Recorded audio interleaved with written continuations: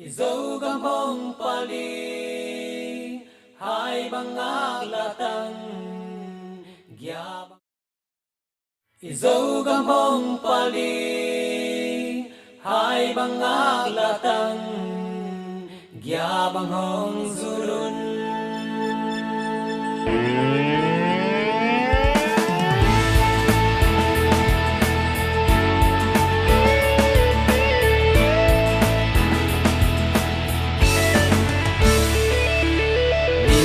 Ka piana tunu zo gam nuam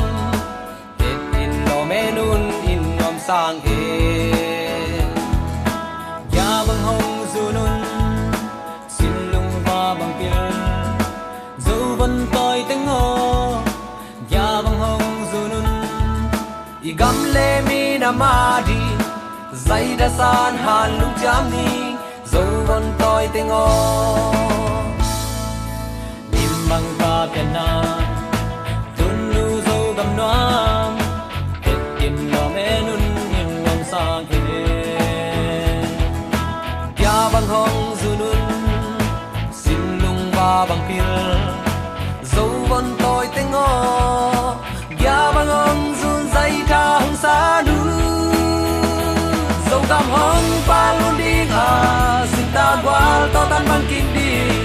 lang qua em còn lâu đi bắt phu pa ma mang pasa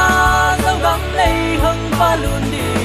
qua đi cha min dâu gắm lấy nun in noam đi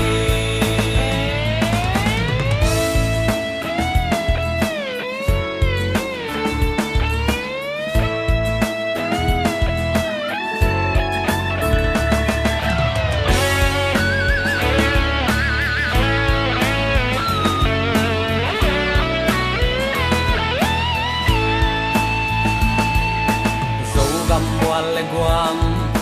tết in lom sang nghe sing cùng pa khoi nam chin pak sil sia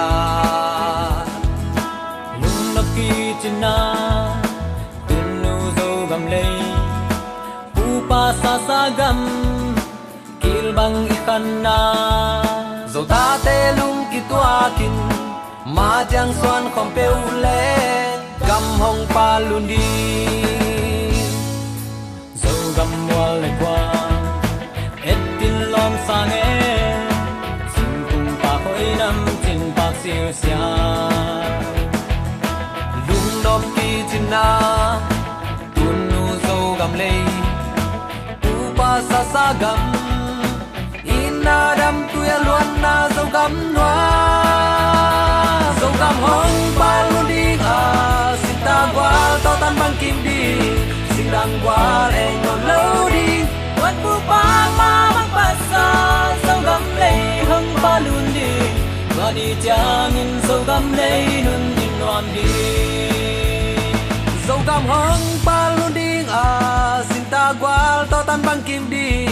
xin đang qua em còn lâu đi quát phu pa ma mang pasa dâu gắm lấy hưng pa luôn đi và đi cha min dâu gắm lấy nun noam đi con phu pa ma mang pasa dâu gắm lấy hưng pa luôn đi và đi cha nghìn dâu gắm lấy nun noam đi và đi cha nghìn dâu gắm lấy